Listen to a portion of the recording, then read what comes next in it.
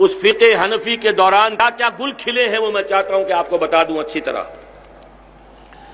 سب سے پہلے یہ فقہ حنفی اس وقت مرتب ہوئی ہے جب بادشاہت، موروثی بادشاہت کا زمانہ آ چکا تھا۔ امام ابو حنیفہ نے اس کے ساتھ تعاون نہیں کیا، امام مالک نے اس کے ساتھ تعاون نہیں کیا، قاضی ابو یوسف نے تعاون کیا، عہدہ قضا کا قبول کر لیا۔ نمبر 2، جاگیرداری اور غیر حاضر زمینداری کا رواج شروع ہو گیا۔ اب بادشاہ ہے، خزانہ اس کا ہے، تمام جو بھی اموال ہیں، تمام زمینیں ہیں، جس کو چاہے دے دے۔ فالامام علی خیار، یہ امام کا اختیار ہے، جس کو چاہے دے دے۔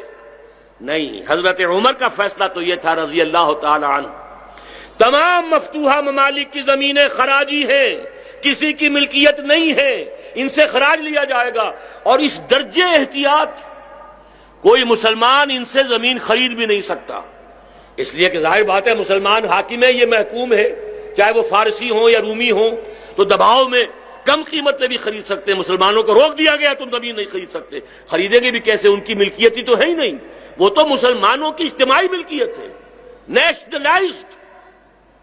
خراجی زمین اسی کو کہتے ہیں، عشری زمین جو ملکیتی زمین ہوتی ہے۔ مدینہ منورہ کے لوگ خود ایمان لائے تھے، حضور نے فتح نہیں کیا تھا مدینے کو، وہ تو خود جا کر لائے تھے محمد عربی صلی اللہ علیہ وسلم کو۔ ان کی زمینیں عشری تھیں، ملکیتیں تھیں، ان میں سے عشر جو ہے وہ لیا جا رہا تھا یا نصف عشر۔ لیکن ان زمینوں کے بارے میں حضرت عمر کا فیصلہ تھا یہ خراجی ہے، یہ مسلمانوں کی اجتماعی ملکیت ہیں، انہی کے پاس رہیں گی، مجوسی ہوں عیسائی ہوں، یہ کاشت کریں گے، خراج دیں گے براہ راست بیت المال کو، نہ کوئی ایبسینٹی لینڈ لارڈ، نہ کوئی جاگیردار۔ پھر یہ بھی فیصلہ کر دیا اگر کوئی مجوسی یا کوئی بھی عیسائی مسلمان ہو جائے تو زمین بدلے گی نہیں، زمین خراجی رہے گی، تاکہ ایسا نہ ہو کہ کہیں اس سے نکلنے کے لیے لوگ اسلام لانے لگے۔ اسلام لاؤ، زمین خراجی رہے گی، زمین ملکیت ہی نہیں ہوگی، زمین وہی رہے گی مسلمانوں کی اجتماعی ملکیت۔ اور یہ فیصلہ بھی کر دیا گیا اگر کسی جگہ کا کوئی ملک جو ہے وہ بزور شمشیر فتح ہوا تھا، پھر کسی وقت وہ مسلمانوں کے ہاتھ سے نکل جائے اور پھر مسلمانوں کے ہاتھ میں وہ بغیر جنگ کے آ جائے، تب بھی وہ زمین خراجی کی خراجی رہے گی، عشری نہیں بنے گی۔ یہ تھا فیصلہ عمر فاروق کا۔ لیکن دور ملوکیت میں جاگیرداری دے دو بڑے بڑے رقبے جاگیرداروں کو۔ نمبر 2، جاگیردار ساری زمین کو خود تو کاشت نہیں کر سکتا، لہذا مزارعت، جس کے بارے میں ابو حنیفہ کا فتویٰ ہے حرام مطلق، امام مالک کا فتویٰ ہے حرام مطلق، امام شافعی کا فتویٰ ہے صرف باغ کے تابع زمین ہے تو اس میں مزارعت ہو سکتی ہے، کھلا کھیت اگر ہے مزارعت حرام۔ لیکن جب دور ملوکیت پختہ ہو گیا تو اب فتویٰ دیا گیا، قاضی ابو یوسف رحمۃ اللہ علیہ، ان کی نیت پر کوئی حملہ نہیں، کیا کرتے؟ ملوکیت آ گئی، کیا کریں؟ جیسے ہمارے ہاں جب مارشل لا آ جاتا تھا یا آ جائے فرض کیجئے خدا نہ خواستہ، تو سپریم کورٹ کیا کر لے گی؟ زیادہ زیادہ ہاتھ باندھ کے کہے گی حضرت 90 دن کے بعد چلے جائیے گا، اور اگر وہ 90 دن 900 دن بن جائیں تو کیسے نکال دیں گے؟ وہ انہی 90 دنوں کے اندر انہوں نے نیا پی سی او، ضیاء الحق نے نیا پی سی او بنا لیا، پروویژنل کانسٹیٹیوشنل آرڈر۔ اب جو اس کے مطابق حلف اٹھائے گا وہ جج رہے گا، باقی دفع ہو جائیں، گھروں کو جائیں۔ لہذا مارشل لا کے آگے کیا کریں گے؟ قاضی صاحب نے یہ کیا کہ اس مزارعت کے اندر جو خرابی اس کی تھی اس کو کچھ کم کر کے کہ بیج بھی زمیندار جو ہے زمین کا مالک دے، تاکہ فصل خراب ہو تو اس کا بھی تو کچھ نقصان ہو، لیکن جواز کا فتویٰ دے دیا۔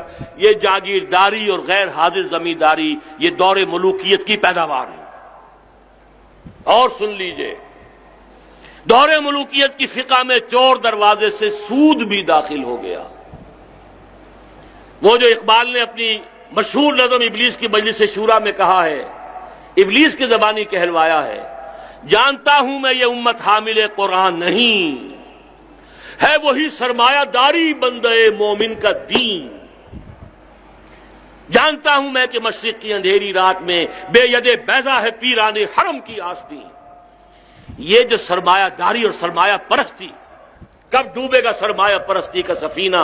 دنیا ہے تیری منتظر ہے روز مکافات۔ وہ جو اقبال نے کہا اور خوب کہا ہے، خواجہ از خون رگے مزدور سازد لال ناب، از جفائے دہ خدایاں کشت دہقانہ خراب، انقلاب انقلاب ہے انقلاب۔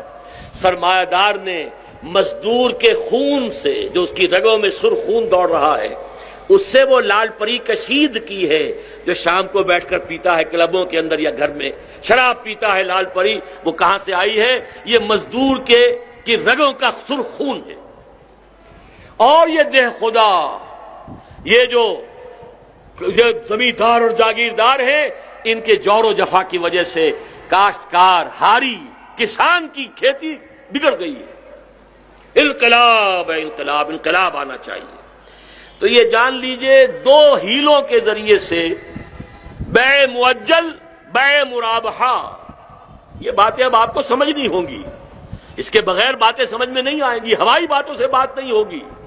زمین کی دو قسمیں، عشری زمین جو کسی کی ملکیتی ہو، یہ صرف ان ممالک کی زمینیں ہیں جو بغیر زور شمشیر کے فتح ہوئی، خود بخود ایمان لے آئے، جیسے انڈونیشیا، ملائیشیا، وہاں کہیں شمشیر نہیں استعمال ہوئی، وہاں تو مسلمان تاجروں اور صوفیوں کے ذریعے سے اسلام آیا، وہاں کی ساری زمینیں عشری ہیں۔ لیکن ہندوستان فتح کیا گیا تھا، لہذا قاضی ثناء اللہ پانی پتی رحمت اللہ علیہ، پچھلی صدی کے سب سے بڑے محدث، فقیہ اور مرشد، میرزا مظہر جانے جانا کے خلیفہ، وہ لکھتے ہیں ما لا بد منہ میں، ہندوستان میں، پورے ہندوستان میں کوئی اراضی عشری نہیں ہے، لہذا میں عشر کے مسائل ہی نہیں لکھتا۔ خام خواہ طالبوں کے ذہن پر، طالب علموں کے ذہن پر بوجھ ڈالنے سے فائدہ کیا؟ irrelevant، یہاں عشری زمین ہے ہی نہیں، ساری جو ہے خراجی زمینیں ہیں۔ لیکن اس صدی میں آ کر ایک بہت بڑے عالم دین نے پاکستان کی زمینوں کو عشری قرار دے دیا، اور ان کے بیٹے وہ شریعت اپیلیٹ بینچ کے چونکہ جج ہیں، مفتی تقی عثمانی، اب تو مفتی اعظم کا لفظ ان کے نام کے ساتھ آتا ہے، جیسے مفتی محمد شفیع صاحب کے نام کے ساتھ آتا تھا رحمت اللہ علیہ، انہوں نے فیصلہ کر دیا ہے کہ کسی زمیندار سے اس کی زمین کا 1 انچ بھی نہیں لیا جا سکتا۔ شریعت appellate bench of supreme court has given the verdict, کوئی ایگریرین ریفارمز آگے نہیں ہو سکتی۔ یہ تو انہوں نے بڑا فضل کیا، کرم کیا کہ پچھلی ایگریرین ریفارم جو ہوئی تھی ان کو جو ہے کنڈول کر دیا، جو ہو گیا چلو، لیکن آئندہ نہیں ہوگا، یہ راستہ بند۔ یہ فقہ جو دور ملوکیت میں مرتب ہوئی تھی، اگر وہ یہاں نافذ ہوگی تو نہ جاگیرداری کا سد باب ہوگا، نہ سود خوری کامل ختم نہیں ہوگی، ہاں کچھ کمی ہو جائے گی، سود در سود نہیں رہے گا، لیکن یہ کہ سود بیع مؤجل، یہ گلاس اگر نقد خریدتے ہو 10 روپے کا ہے، 1 مہینے کے بعد پیسے دو گے تو 11 روپے ہوں گے، یہ 1 روپیہ کیا ہوا؟ ہر کامن سینس رکھنے والا آدمی کہے گا سود، یہ جائز ہے۔ بیع مرابحہ، ایک شخص ہے، آپ اس کو دیانتدار بھی سمجھتے ہیں، جانتے ہیں، آپ نے کوئی شے خریدنی تھی، آپ وقت نہیں صرف کر سکتے، بازار میں جا کر دیکھ بھال کرنے کا وقت نہیں ہے، وہ کہتا صاحب میں نے یہ 10 کا لیا تھا، 1 روپیہ میں اپنا منافع چارج کر کے آپ سے 11 کا میں آپ کو بیچنے کو تیار ہوں، آپ یہ جانتے ہوئے کہ یہ اس نے 10 کا لیا تھا اور یہ 1 روپیہ مجھ سے منافع لے رہا ہے، اگر آپ اس کو 11 میں خرید لیتے، یہ بیع مرابحہ ہے، یعنی دونوں نے مل جل کر طے کر لیا کہ اس گلاس فروش کو 1 روپیہ نفع ملنا چاہیے۔ لیکن ان کے جو ڈانڈے اب بڑھے ہیں اور چڑھے ہیں، ساری نام نہاد اسلامی بینکنگ جو اس وقت دنیا میں ہو رہی ہے، وہ انہی دو کے حوالے سے سود کی کار فرمائی ہے۔ پہلے شکل یہ تھی مجھے کارخانہ لگانا ہے، مشین منگانی ہے اتنے کروڑ کی، قرض دے دے بینک، اتنے فیصد میں دے دوں گا۔ اب صرف یہ ہوا بینک کہتا ہے آپ کائے کو جاتے ہیں، ہم خرید کے لے آتے ہیں، آپ اتنے فیصد اس کے اوپر اضافہ کر کے ہمیں پیسے دے دیجیے گا۔ وہی سود، اس کا نام بیع مرابحہ ہو گیا۔ کوئی چیز نقد ہے تو اتنے روپے کی ہے، یہ کار 4 لاکھ کی ہے، قسطوں پہ لیں گے تو 5 لاکھ کی ہے، جائز ہے، ہمارے مفتیان کرام کا فتویٰ ہے کہ جائز ہے۔ یہ انہی دو کے حوالے سے سارا بینکنگ کا نظام جو دنیا میں بظاہر نام نہاد اسلامی بینکنگ ہے، یہ وہ دور ملوکیت کی فقہ کی حد تک کا اسلام ہے، اس سے آگے کا نہیں۔